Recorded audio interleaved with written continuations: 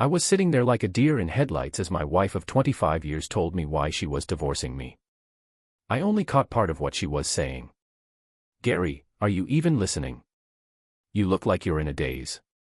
Focus, okay. This is important. Sorry, I got distracted for a minute. What were you saying again? The terms are simple, there's no need to argue. I'm not asking for anything. You can keep the house, the cars, and all the money in the bank if you just sign this. Everything will be finalized in 3 months if you do. I didn't know what to say. Marcy and I have been together since high school. We raised 2 beautiful twin daughters, Cindy and Sandy. They went to Columbia University to study international banking. We had a nice house in the suburbs and both drove Volvos. Marcy had her own credit cards and cell phone. I never said no to her. I never cheated on her or abused her in any way. She never showed any signs of being unhappy or made any complaints. I never saw this coming. I had no idea. Maybe that's where I screwed up, I wasn't really paying attention. Marcy, I get how divorce works, but can you tell me why it's probably too late to fix things? I'd like to understand. Marcy looked like she didn't want to explain, she just wanted me to sign the papers and let her go. Just tell me quickly, Marcy. What the hell did I do wrong? You didn't do anything wrong, Gary. You were a great husband. Sometimes I wished you would mess up. So, I was waiting for you to give me a reason to leave, but that never happened. You've been killing it raising your kids and getting them into college. You always spoiled me, even when I was being extra. You bought me this awesome house that my parents love. You never think you did anything wrong, but you totally didn't. She was looking good for 45, with nice skin and beautiful hair that was like light brown and all shiny in the sun. She was always out jogging and had a toned bod. She was all bronzed from the sun during the week, looking like a girl from Land's End. But when she needed to, she could glam it up. Marcy was just as flawless as she said she was. I had no clue what set her off, it just didn't add up. There has to be a reason. You can't just say everything's fine and then bail. There has to be a reason, Gary. I'm trying not to hurt your feelings or make a fool of myself. Maybe we should just leave things as they are. No, Gary, I've found someone else. He's a developer with a sweet apartment overlooking the river and a... Wow, that black Mercedes he drives is so hot. He's good-looking, rich, and totally into me. You've always worked at the supermarket, not that there's anything wrong with that. You've always taken care of us and made enough to keep the family comfortable. But let's be real, you'll always just be a grocery seller. I wanted more for us. I never thought you'd go to such lengths for me. You were always content with what you had and never tried to better yourself. It hurt to see. I was a product manager, but she didn't see that. Me, as a clerk, had a chance to move up in my career and leave town, but I chose to stay to help my family. Now look at how I was rewarded, in pain with no one to comfort me. Do you know the guy Clay Manning, the hot and successful president of Keystone Development? I've known him for about 6 months. Have you hooked up with him? Marcy suddenly sat up, her eyes darting around before landing on me. Yes, I tried to avoid talking about this, but since you brought it up. I reckon you were still married. Yeah, I was still married too. I cheated on you, I was a cheater. Are you pleased with yourself now? I waited a moment before passing her the divorce papers, signed 3 times and initialed twice. I think he's a better guy than me. I'm sorry for the letdown. I said as I started to leave the room. Marcy shouted, no, damn it. That's not why he wasn't better than you, just different. Don't leave thinking that, Gary, don't you dare. But I had already left by then, I was too caught up in work. Yo, I couldn't help but notice Marcy sneaking her stuff out of the house little by little. By the time she gave me the papers, most of her clothes and personal items were already at Clayton's place. She made sure to leave all the wedding and family photos for me to have while she was gone. When I got back home, she was nowhere to be found. Her Volvo was still in the driveway, so I figured she didn't need it anymore. She left the power of attorney for selling the house and car on the table. All right, so I was at the kitchen table last night, just finishing off the last of the beer in the fridge. At that point, I knew it was done, no going back. Marcy's gone and ain't coming back. Next morning, I called work and took 3 months of leave that I'd been putting off. They'd been bugging me to take time off anyways, so it wasn't a big deal. I had enough vacation and sick days saved up. Then I called the girls at college and told them we were done, but didn't give them any more details. They wanted to call Marcy, but I wasn't having it. Man, I didn't even have her new digits. I had a whole 3 months to get my act together and figure out what I wanted to do. I cut off the landline, got a new number for my cell, and got rid of Marcy's car. The Volvo dealer didn't give me much for it though. My old high school buddy Terry Davis is now a real estate agent, and he agreed to sell the house quick and easy without putting it out there for all to see. I closed all my credit cards and opened up new bank accounts. I even cashed in some life insurance. Okay, so I had to sort out our insurance plans and then I decided it was time to do some spring cleaning. I went through the whole house and found a bunch of stuff that probably belonged to my wife. Ended up filling 3 garbage bags with it all. Packed up the girls' personal stuff in boxes and took them to a storage unit nearby. Spent 3 hours arranging family photos and putting all the girls' pics in a box for them. Marcy's whole photo collection got tossed, but I didn't really care. The real problem for me was feeling lost and not knowing what to do next. I had no idea what I was gonna do after the 3 months were over. Should I stick around or hit the road? Should I continue working or try something new? I had 2 hobbies. One was collecting coins, mostly pennies since they were easy to find and put together. I enjoyed buying and selling them on eBay. My other obsession was geocaching, a fun tourist game where you use GPS to find hidden caches that other players have hidden. It got me outside and moving, but Marcy hated it because of the ticks. I got poison ivy and had to walk. I couldn't see how I could make a living from any of my passions when I wasn't actively pursuing them. I spent some time reading the Wall Street Journal. Cindy and Sandy give me a subscription every year for Christmas. I was uninterested in stocks and bonds, but I read everything on farm commodities. I was more knowledgeable about sugar, wheat, and corn than most market analysts. Of course, it was only a hobby. I did not put any money into it. I gathered all accessible information about Keystone development. Yeah, so I got poison ivy and had to walk around. I was thinking about how I could make money from my passions if I wasn't actively pursuing them. I spent some time reading the Wall Street Journal. Cindy and Sandy give me a subscription every year for Christmas. I didn't care much about stocks and bonds, but I read everything about farm commodities. I knew more about sugar, wheat, and corn than most market analysts. But it was just a hobby, didn't put any money into it. I collected all the info I could find about Keystone development. So, this dude Clayton was doing some digging on Terry Davis and found out more about Clayton's latest project than I did. He even confirmed some info with a buddy from a local bank. I was curious to see what he found. It had been 7 weeks and still no sign of Marcy. The girls called every week, but no word from their mom. I felt like they were on my side, but Marcy was their mom, so they had to stick by her somehow. I had a lot of yard work to do. Sold a bunch of stuff and got rid of a bunch of junk. I left some furniture in the house to make it look nice for any potential buyers. Saw a picture of Marcy and Clayton in the social section of the Sunday newspaper. They were at some political event sipping wine with some important people. Few more weeks went by and Terry made an offer on the house, way lower than the asking price, but they planned to close the deal within 60 days, which worked out perfectly. Terry had some juicy info about Clayton and wanted to chat about it, so we set up a time to meet. Hey, for lunch I decided to get out of the house for a bit. I needed a break, so I went to Mount Hayes for some trekking and geocaching.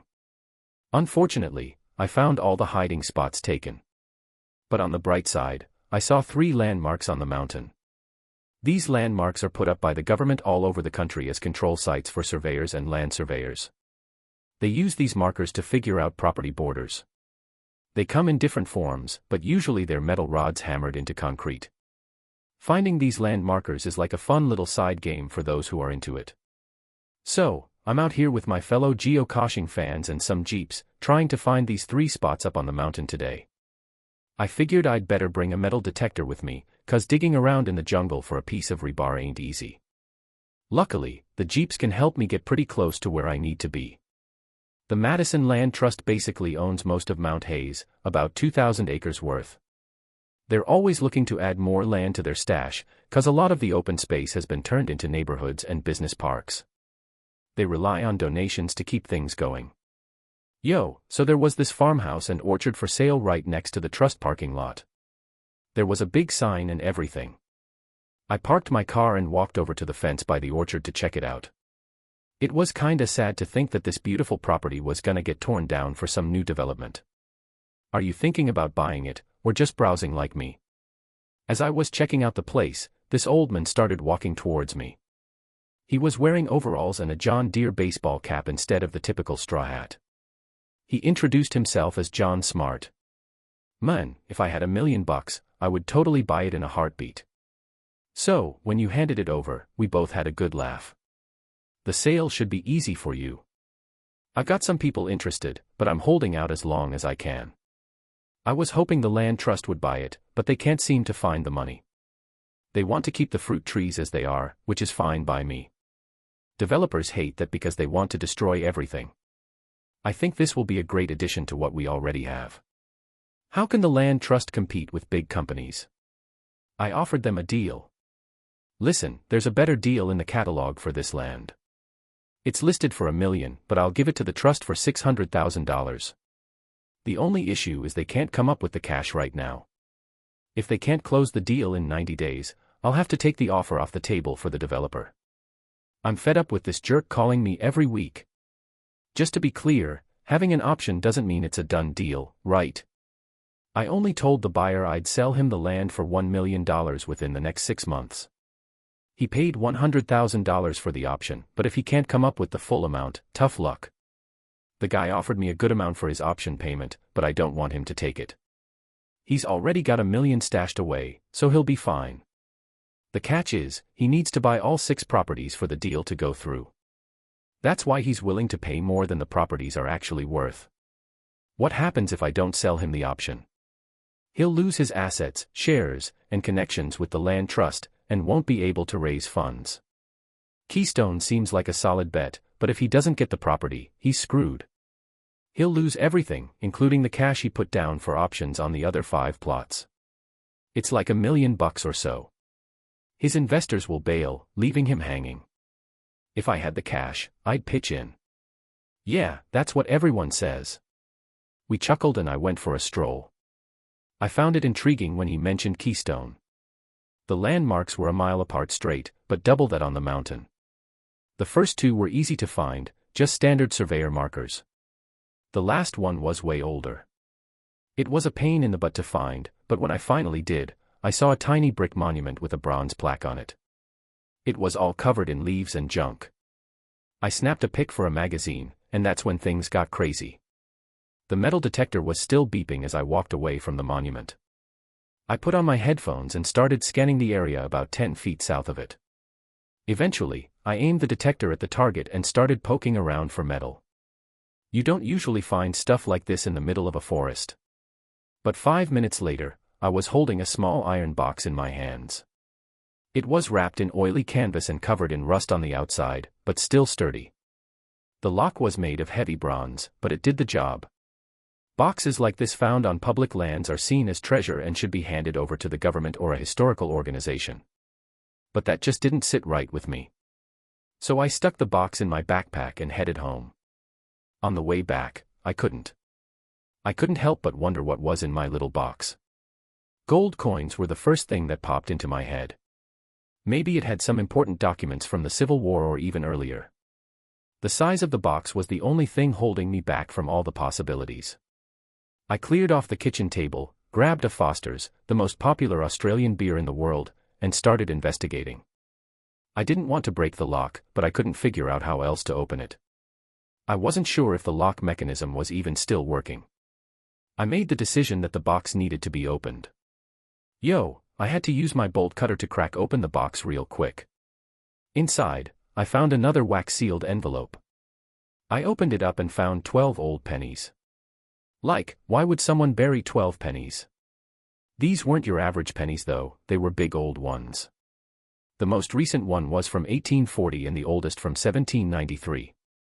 Despite their age, the dates were still clear as day and they didn't even have that green gunk that usually covers old copper coins. I've never been into collecting big cents because I thought I could get more value for my money by buying newer ones with an Indian head stamp, but then my grandpa left me a book called Penny Quirks or something like that. It talked about different kinds and sizes of big coins, but I found it boring since I didn't have any of them. The book just sat on a shelf gathering dust for almost 30 years. But tonight, I'm finally gonna make good use of it. I stayed up until dawn with my grandpa's book and a magnifying glass, taking super close-up photos of each coin with my scanner. You could see every little crack and scratch on the coins clear as day. I could see the condition of each coin clearly. I slept in until noon, then called work to check in. They told me that Phil Williams, an executive at the company, had asked about me but didn't know anything else. I had other things to focus on, so I didn't dig further into it. I had to go to the bank to get a safe deposit box. After spending a few hours online, I realized that my coins were actually worth millions of dollars. It wasn't about how old they were, but their condition and type of stamp. Now I understand why drug dealers had to be so careful. Man, going through all the trouble to clean that dirty money, there was no easy way to turn my valuable coins into cash. We're gonna have to hustle. Oh, and this morning at IHOP, I saw a picture in the paper of Marcy and Clayton at the grand opening of a fancy art gallery. Marcy was rocking a black cocktail dress and sipping on some wine or champagne. They both had big smiles for the camera. Seeing that picture helped me figure out my next move. After getting the safe deposit box, I hit up John on the phone and told him to hold off on making any decisions for now. For a few days, he seemed happy with the idea of buying land. So, I went to the land trust office to ask about donating to the organization. They were really helpful and happy to assist me. There were only 4 weeks left until the final divorce, and for some reason, I felt like this deadline was super important. I spent the rest of the day looking into coin dealers and auction houses. I wasn't looking for just any old dealer, but one that could handle any legal issues. In the end, I decided on Towers and Burns in New York. They seemed to be in a good financial position and looked reliable. I can deal with a difficult sale without any drama. I scheduled a meeting with them for Monday afternoon. I called the girls and told them to keep Monday morning open so we could grab lunch together. The office at Towers and Burns looked fancy, with lots of glass and light. The display cases had the usual collectibles, and the walls were covered in new numismatic stuff. I gave my last name and was taken to a not-so-nice part of the building. "Hey there, Mr. Simmons. Welcome to New York. So, I hear you've got some cool copper stuff to show us. Are you new in town?" I took a seat in front of James Towers, who looked a lot older than his photo in the ad. "Thanks, my daughters go to Columbia University, so I've been here before, but not for business. I trust your coin knowledge, but do you have anyone who's a pro at early copper coins on your team? Having them around would be a big help. Just saying." So, this guy comes in all cocky, thinking he's all that. I think it would be a good move if he leaned in towards the intercom on the table. "Marie, let Maurice Cookson into my office. Maurice Cookson has written a bunch of guides for Major Street and whatnot." I was happy that he was available. Mr. Cookson also looked older than he did in his photos. No one likes looking older, especially the fellas. "I've got 12 special coins up for sale. I'm hoping to sell 4 of them today and save the 5th for your impressive skills. I'll hold on to the other 7 coins for later if things go well today. I might just offer them up then. Hey, I got something to tell ya. I reckon 6 coins might qualify for state census status. Mr. Cookson will let us know if I'm right or not, 'cause these coins from the state census ain't easy to come by. I thought you might be keen on them. They were passed down to me by my grandpa before he passed away. Not trying to doubt you, Mr. Simmons, but this story sounds too good to be true. What's the deal with these coins?" I laid out 4 photos on the table, each showing both sides. "Hey, did you see those huge coins I had for sale today? They were like 5 times the normal size and super clear."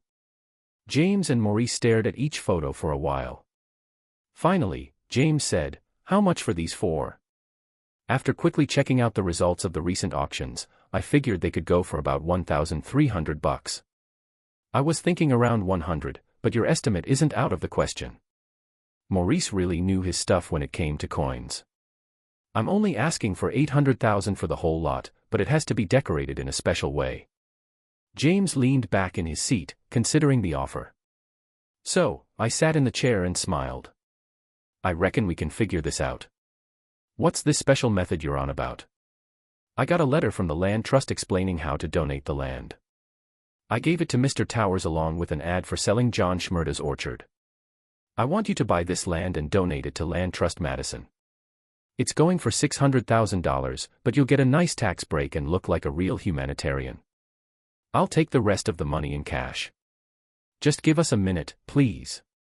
James and Maurice walked to the other side of the room. A few minutes later, Maurice left and James came back to the table. Do you have any coins on you? James asked. Yes, I have a fifth coin that I want to leave with you, Maurice replied. Mr. Cookson came back to the table with a fancy purple Crown Royal bag. We're ready to meet your conditions for the first part of the deal. We hope you can meet ours for the second part, he said. He then emptied the bag onto the desk, revealing nearly 100 different coins, mostly gold but some silver too. The whole collection is worth close to $300,000.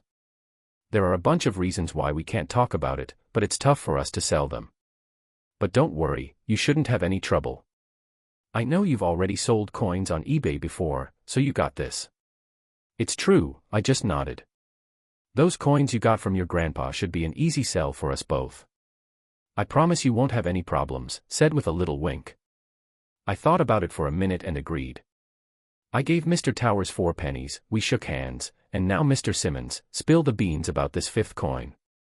So, I had this photo in my hand, right? And I'm looking at Mr. Cookson, asking him what's the highest rating he's ever seen for a strawberry nickname on a coin. It's a strawberry from 1793.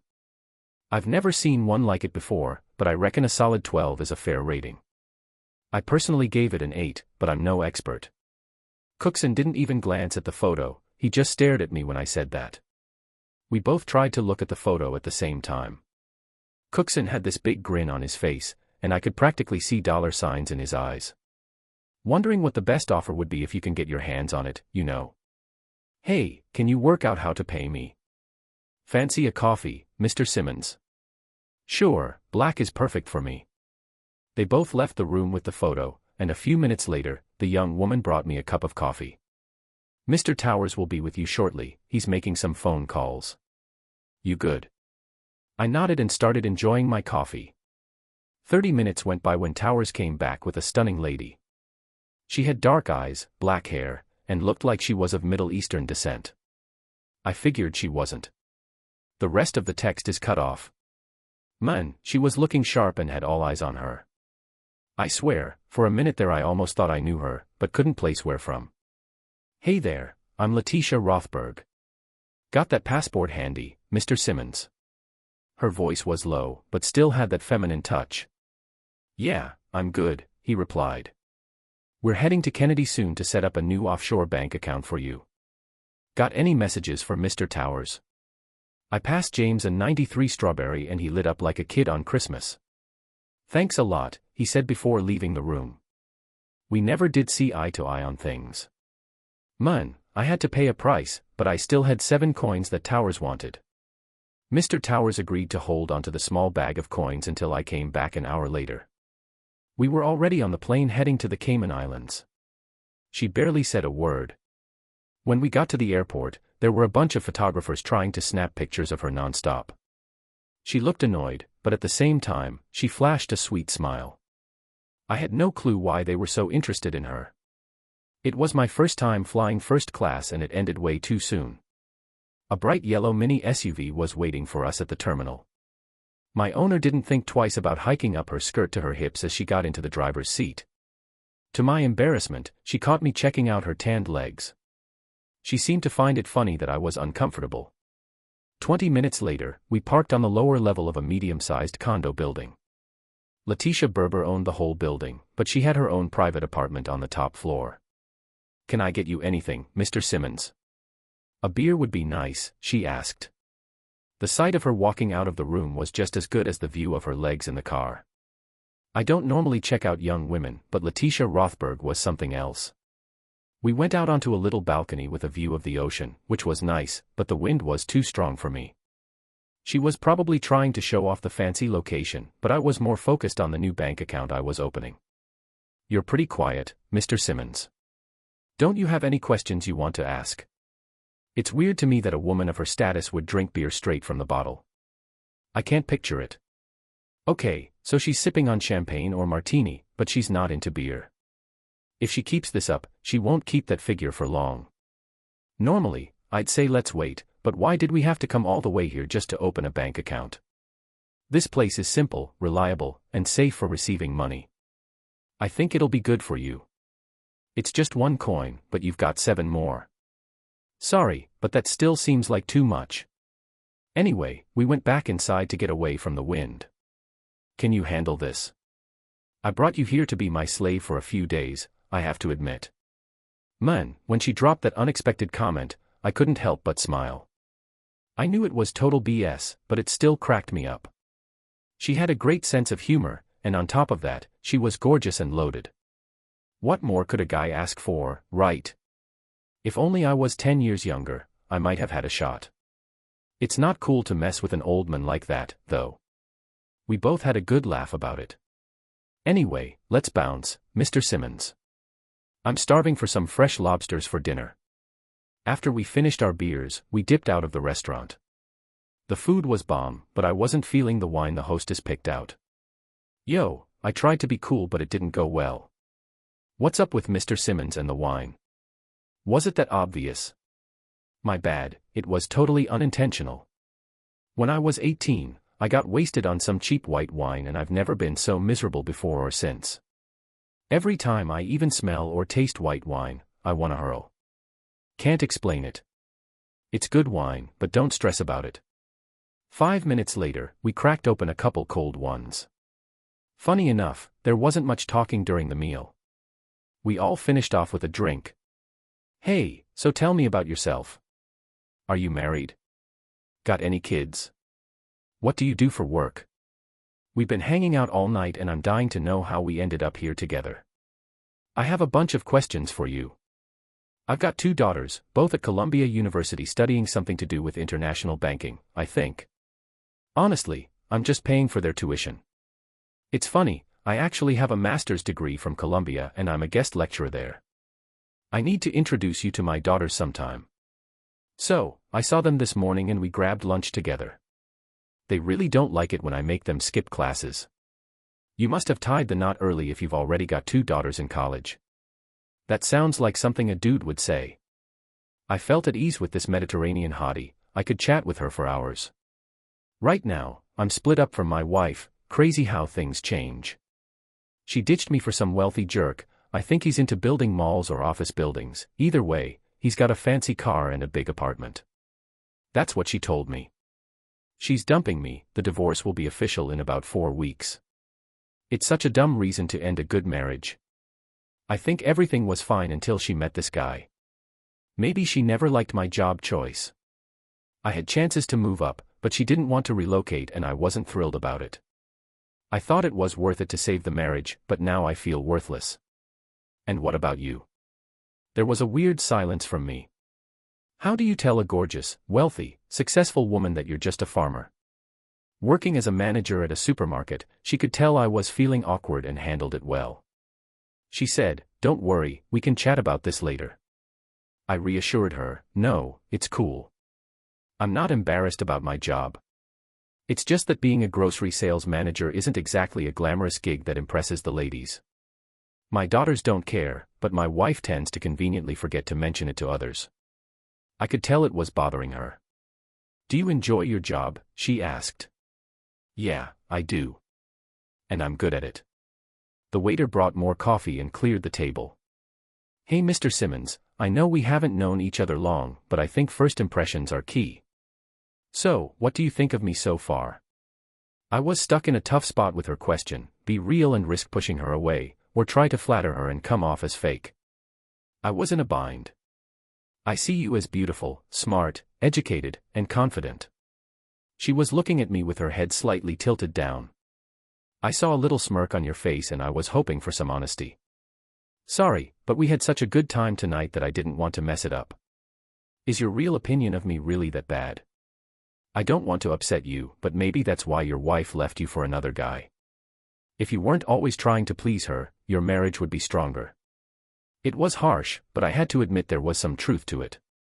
Miss Rothberg, I think you're sly and manipulate people. You use your looks and charm to get what you want. You always get what you want and it seems like you're a bit spoiled. You flirt with guys but you're scared of commitment. You're good at making, spending, and investing money. If you weren't so focused on proving yourself to be as good as any man, you'd probably be a good mom. I felt awkward after saying that, but she pissed me off with her marriage comment. We just sat there staring at each other. Do you really think I would be a good man? My mood totally changed for the better on the quick drive back to the condo. Everything felt good again. I could tell she heard everything I said, but she didn't argue with me. She needed the truth, and I gave it to her. I felt relieved that she wasn't mad. My night as Letitia Rothberg's slave was kind of boring. You can't have love when you're sleeping in separate rooms, right? Not like I was expecting much anyway. The next morning, I woke up to a breakfast of fruit and a Danish. Got some pastries, hot coffee, and a Wall Street Journal waiting for me this morning. The wind calmed down, and I enjoyed chilling on the balcony with a view of the Caribbean. Could definitely get used to this. About 20 minutes later, Letitia showed up and playfully stole a section of the newspaper. We sat in silence, sipping our coffee and reading like we've been doing it for ages. I've only known her for a day, but she's so easygoing and comforting. I'm freaking out because my phone doesn't work here, and I really want to call my girls. Letitia offered me her phone. Hey Cindy, it's Dad. Where you at? Everything cool? My phone says you're in London, but I'm in the Cayman Islands having a great time. Just wanted to let you know I'm not heading home yet, I'm crashing at a friend's place and needed to use her phone. Saw your picture on TV last night, getting on a plane with Letitia Rothberg. What's the deal with you and Letitia? She's just a friend I'm staying with, no big deal. Why you so concerned? Everything's all good, no need to worry. Man, I don't get why you're so worried, Dad. This woman is a total man-eater. Letitia was bringing breakfast, and when she introduced me to Cindy, she warned me to watch out for you because you're a real shark. Cindy overheard and freaked out, yelling into the phone. I could tell she and Sandy were arguing about something. Why are you with her? How do you know her? When are you coming back home? I could answer any of her questions. Letitia was already standing with her hand out, waiting for me to hand her the phone. Hello Cindy, this is Letitia. Your dad told me about you and your sister. I'll be in New York tomorrow and would like to grab lunch with you. Where should I pick you up? Of course, I couldn't hear the other side of the conversation. Who's the professor? Not a problem. I'll pick you up from class at 11 a.m. All right, I'm saying goodbye now. Letitia returned my phone. Your daughter said goodbye too. Tomorrow, I'll join them for lunch. I promise to be nice, even if they think I'm strange. She chuckled softly, wiggled her butt, and went into her room. An hour later, we arrived at the Federal Reserve Bank of the Cayman Islands. With the owner's help, I opened my first offshore bank account. 20 minutes later, $1.4 million was transferred to my new account. I thought it was a fair price for a 215-year-old penny. Yo, so after we ate lunch, she asked her friend to come with us to feed these big-ass manta rays, like stingrays, during dinner. I asked her why she worked for a fancy company like Towers and Burns, and she dropped the bomb that she actually owns 60% of the company's shares. Damn, what else you hiding about yourself? Apparently, you're a big shot in the financial world, and here I am clueless about who you are. Just so you know, I was born and raised in London. My pops is Israeli and my mom is Turkish. I got my MBA from Columbia University. And that's all she wrote. Yo, so I'm married but I've been engaged twice before. I haven't had a real relationship in over 3 years because I've learned not to trust guys who show interest in me. I know it sounds cynical, but most of them just want something from me without giving anything in return. It's sad, man. Anyway, I hope they give you a ride back to the condo. Does this mean you don't trust me? You need to take this seriously, dude. Sorry if I seemed insensitive, I didn't mean to. It's hard for me to connect with people.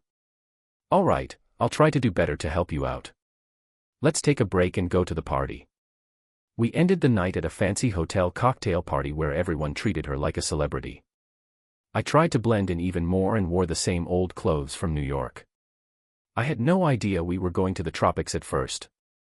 Letitia seemed like she had to come with me at first, but I convinced her to let loose and have some fun and join in the party. Man, I was in this chill vibe where I was feeling at home, but she kept on checking up on me all night. Anyway, I ended up shooting the breeze with these two dudes from Argentina who were cattle farmers. We started off talking about soccer and then moved on to fishing. Luckily, they spoke English so I could keep up. I think one of them mentioned how hot Letitia was, not realizing I was her date for the night. I gotta admit, I was kinda flattered. I mostly just nodded and threw in a few words here and there during the convo. Smiling and nodding, I didn't really know much about any of the stuff being discussed until Ramon started talking about investing. He was all into winter wheat and I just listened as he explained why he was gonna drop a big chunk of cash into something he knew nothing about. Dude seemed loaded and I was wondering how the heck he did it. I usually keep a straight face but I guess I couldn't this time. Mr. Simmons, I can tell by your face. I can see from your expression that you don't agree with me about putting money into winter wheat. I felt like disappearing and staying quiet, but my invisibility cloak didn't work. I'm really sorry, Ramon. I'm just not good at investing and I don't really understand all this complicated stuff. I called him by his first name because I was too embarrassed to address him properly. Maybe so, but I think you have your own opinions on the matter. I'll bug you until you spill the beans. I felt trapped. I tried to force a smile. I need a drink. Yo, for the next hour, these two dudes were all ears as this Alabama fruit and veggie dude was talking about how the bomb winter wheat harvest in Alberta and Saskatchewan totally made up for the crappy harvest in the U.S. The Canadian Grain Board snagged up all the silos in North and South Dakota to store extra grain, and even reserved some train cars for short-term storage. Winter wheat prices are gonna drop all week until things even out. Both Canada and the US are gonna be chillin'. I had to ship wheat overseas and didn't know what to say when Letitia came up to Ramon and his buddy. They were excited she joined our crew but were shocked when she grabbed my hand and pulled me away. What was that all about, Gary? We were just chatting about food. She gave me a little smile as we headed back to the condo. The next morning, we flew back to New York where a bunch of cameras were waiting for her. The messenger from Towers and Burns gave me a small package with some coins inside. After saying goodbye to Letitia, I headed to the computer terminal for my flight back to Huntsville. The divorce and selling of the house went as planned. Phil Williams from the main office left a bunch of messages asking me to call him. They once again brought up the idea of moving to the company's headquarters in New York, and this time I said yes. John Smart also left a message asking to meet for lunch. I cleared out my locker at work and wished my coworkers good luck. I posted a pic of Clayton and Marcy at a barbecue for a local politician. They looked so cute together. It took me forever to go through the New York coin collection, but with only 3 weeks left before I leave, I'm determined to sell them on eBay as fast as I can. Everything was going smoothly until I ran into some trouble with some non-paying buyers. It took me a whole day to list all the coins and get everything ready to ship out. All the money went into my PayPal account and then got transferred to my new offshore bank. I had the weekend to chill after a cool lunch with John on Friday. He was happy that I hooked Clayton up, but bummed that I didn't get anything in return. It's gonna be hard to explain that to him. The lunch went smoothly, and before he left, he gave me the deeds to 5 acres of land on the edge of town. He and his wife were heading to Florida and wanted to make sure everything was good with the house before they left. No good deed goes unrewarded. My phone rang right after John left. Cindy called. Sandy's gonna be in Nashville in 2 hours, so I had plenty of time to get there and pick her up. The flight to Nashville was way cheaper than Huntsville, and the girls had a budget. I made it there and picked them up with no problems. Cindy was pumped to tell me all about it on the drive back. The advanced corporate finance class was held in a big lecture hall with about 300 students. Halfway through the lesson, the professor stopped to introduce Letitia to the class. She just waltzed in like she owned the place and talked to the class for about 10 minutes. Can you believe it? She just casually mentioned that she wanted to have lunch with us at the Westin Hotel. And then she actually said our names. Do you really like her? She's amazing. Dad, how did you even meet her? Well, she said she was looking for someone to do her bidding and I guess I fit the bill. Sandy nudged me, saying it's not a joke and to be serious. So, what did you guys talk about over dinner? She asked about our school activities and Sandy couldn't help but laugh a little. She had a lot of questions about you, and I think she's interested in more than just a casual chat. Man, I'm 10 years older than her and a few bucks short. Sorry ladies, but she's way out of my league. Dad, she can have any guy she wants. Why are you even thinking about it? From our point of view, you're a catch, but Letitia Rothberg doesn't see you like we do. It seems like your mom didn't have a clue, and neither did I. For a moment, everything was silent. My comment about their mom was like a turd in a punch bowl. I didn't mean to make my daughters turn against their mom. Sorry girls, I feel bad about what I said. Your mom is awesome and I shouldn't have said that. Don't worry, Dad, we understand more than you think. Everything was chill for miles until S's phone started buzzing as soon as we crossed into Alabama. Hello, pause, we got here almost an hour ago, pause, everything's good, pause, you're joking, pause, that's awesome, I'll let him know, thanks for calling. Bye. In the rearview mirror, I saw Sandy giving Cindy a thumbs up. I wonder what that was about. Sandy leaned over the front seat. Hey, guess what, Dad? Letitia is flying into Huntsville on Tuesday morning. She said you owe her for staying overnight and she expects breakfast in bed. I was happy to hear the news, but I felt a bit overwhelmed by Letitia. Luckily, my girls were excited and I knew I could handle it. The weekend with the girls was great. They hung out with their mom on Saturday afternoon and didn't even meet Clayton. I told them not to mention the bugs we dealt with. We sorted out everything they wanted to keep. By the time they took off, we had sorted everything out. I even paid for storage until they finished school. When we got back to Nashville, they made me promise to be nice to Letitia. When I asked what they meant, Cindy just said, just don't piss her off. It was pretty simple. They were happy that I was moving to the city, but I still didn't get it. Time really does fly, coming from an old guy who doesn't even own an Armani suit. When I got home, I kicked back with a beer and the Sunday paper. And this week, there weren't any pictures of Marcy. Hey, did you hear about Clayton? Apparently Keystone Development is having some trouble funding a local project. Winter wheat futures prices are at an all-time low, which is pretty interesting. I decided to give Terry Davis a call and invited him over. It wasn't quite lunchtime yet, but I thought we could chat over a couple of beers. Clayton Manning has had a pretty wild past, going from broke to rich and back again. He's been hopping around a lot to dodge creditors and folks who lent him money for his new project. He started to let down the people and investors who supported him disappeared. I had never tried beer that good. Monday morning went really well. The coins I put up for sale sold much better than I expected. Cookson valued the coins at around $300,000. It didn't seem like they would reach that high, but they were on track to surpass $200,000 in just over 2 weeks. I will be free. 3 months ago, I would have thought this was bad, but today I am actually looking forward to it. The buyers had agreed to finance and were. I was about to wrap things up when I found it weird how chill Marcy was around Clayton, not even needing any of our usual stuff at 3 o'clock. I was concerned if she knew how shaky her future was. I met with the buyers of the house and they quickly transferred $200,000 into my offshore account. They were cool with me staying in the house for another week, which worked out for both of us. The next morning, just as I was sipping my coffee, the phone rang. Mrs. Rothberg was supposed to show up at 10:45 a.m., according to an. So I was on the Delta Flight 724 and we landed like 30 minutes early. I was kinda worried because some paparazzi caught wind of her arrival and were waiting at the terminal. I tried to lay low and blend in, but they still managed to spot me. I parked my car in short-term parking, not expecting all this attention. Instead of waiting for me to pick her up, she decided to walk with me to the car. And of course, those photographers remembered my license plate number, so the cat was out of the bag. I ain't used to all this commotion, but hey, what can you do? Letitia didn't seem bothered at all. She apologized to me on the way home. I couldn't stop thinking about how I wanted to kiss her when she got off the plane. I felt like a silly old man.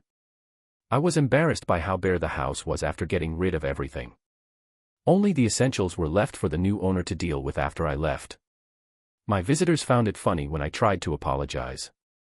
There was nothing to eat at home, so we ended up going to the nearby taco place. Belle picked dinner and I promised her some amazing ribs. It's nice to be with a woman who can eat. Letitia, I'm so glad you're here, but I don't get why you're not focused on work. This is serious business, you know. I heard you're moving to New York next week and you need a place to crash. I've got a spare room for you. I'm here to help you pack up your stuff. A truck will come in the morning to take everything that won't fit in your car. Just no furniture, okay?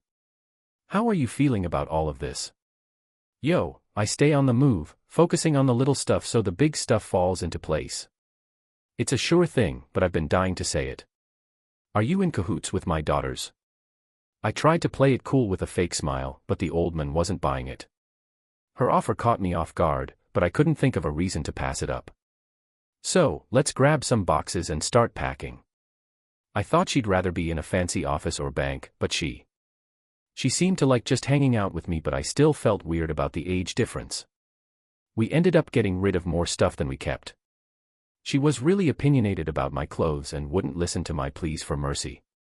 When I got to New York, she said she'd take me shopping for some better clothes. But there were too many boxes to fit in my car, so I was hoping she'd rent a small truck. I put away my laptop and printer to go through the stuff.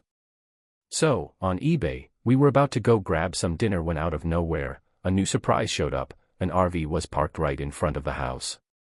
Later on, she saw a driver in a fancy uniform step out of the cab with a tablet. He asked, "Are you Gary Simmons? I've got a delivery for you. Where should I put it?" I was like, what the heck is this all about? Turns out it's from Mr. Ramon Duarte. He asked if we had space in our garage. Marcy's Volvo used to be in there, but now it's empty.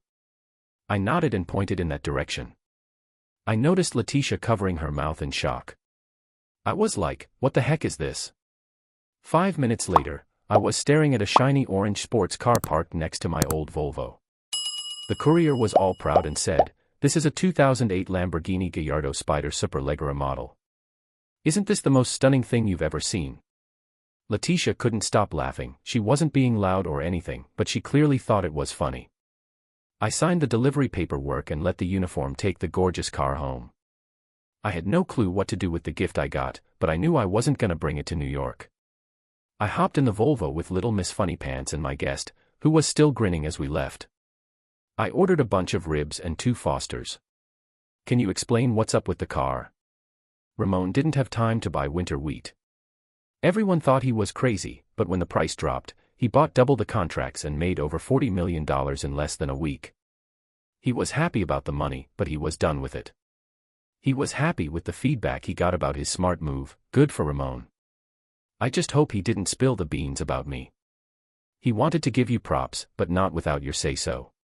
He thanked me for bringing you to the party and asked for your address, but I had no clue he was gonna do all that. The ribs came and I watched Letitia dip some in Tabasco before chowing down. Man, I love that girl, you know this. I'll send him back in the morning, cool. Thought so, don't worry. Don't stress about it. Ramon wouldn't have been offended. He would have gladly taken your money, but he probably thought you'd say no. The Tabasco will make you feel like you have to leave the money. We had to order a few more beers. I was feeling good and didn't want to go home. Right now, I'd do anything to spend the night in bed with that gorgeous young woman. I was jealous of those smooth guys who could charm any girl into bed in 5 minutes. All I could hope for was a kiss. It's a shame we couldn't talk more. Last night, I had to head home, but the next morning was amazing. All my worries were for nothing. Letitia grabbed my hand as soon as we got inside and took me straight to the bedroom. Being the gentleman that I am, I made sure to put her needs first.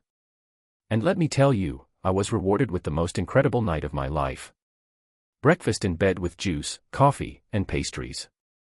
I hate to say it, but given the circumstances, this was the best I could ask for. Eating off a tray in bed was the highlight of my day. After a few laughs and some rearranging, we headed to the kitchen. Breakfast in bed sounds better than it actually is. Letitia, I don't want to kill the vibe, but I'm wondering why you picked me. I ain't got much to offer, but you deserve way better. I've been burned by too many charming young lovers in the past. I ain't falling for that again. I get it, I'm drawn to you 'cause I ain't smooth or charming. My friends found it funny and had a good laugh. Gary, you really impressed me. Hey, remember that deal you made with James in New York? I mean, selling for just a few cents, not too shabby. I gotta admit, that land trust agreement you proposed was pretty interesting. But do I think I'm some kind of philanthropist? Hell no. I see myself as a sneaky bastard who saw an opportunity and took it, even though his wife had a say in it. But hey, it did put a smile on my face. I was blown away by her smarts and accuracy. Was it shady? Nah, Gary, it was brilliant. I was impressed and wanted to know more about you in New York. I wouldn't have had a clue what I was doing. I know exactly what you did, but I didn't understand why until a few days later. Did you check on me? Of course, I'm not dumb. I gotta say, the boost in confidence felt good. Unfortunately, Leticia left for New York early in the morning. I was sad to see her leave, but she left me feeling happy and with the key to her apartment. The Lamborghini dealer could only come pick up the car the next day, but that's okay because I didn't plan on driving it. The movers showed up. I packed up my stuff in a little truck and was getting ready to head to New York when Terry Davis called to tell me that Keystone Development was in deep financial trouble. Clayton seemed to have lost almost all of his investors out of nowhere. There were whispers going around that people were swiping Clayton's deposits. Later that evening, my soon-to-be ex-wife showed up out of the blue. What do I owe the pleasure? I couldn't help but be sarcastic. I need to talk to you about some stuff. I'm leaving in a few days, but I'll lend a hand. I tried to help you out by borrowing my old Volvo, but it wasn't there. Instead, I found an orange car in the garage, which was pretty interesting. Sorry, Marcy, I sold your old Volvo back to the dealership when you said you didn't want it.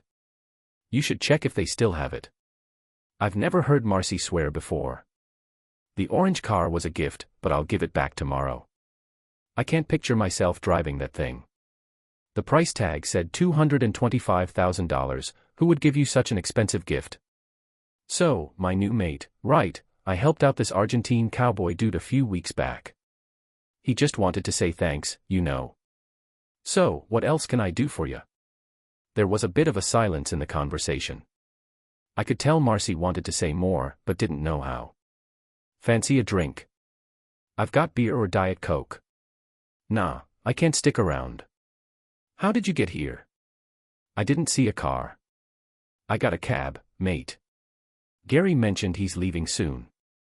Is it cool if I hang out in the house for a bit? Oh, by the way, the house has been sold. We're done. Yesterday's deal went through and the new owners are moving their stuff this weekend. They said I can stay until Friday, but that's it.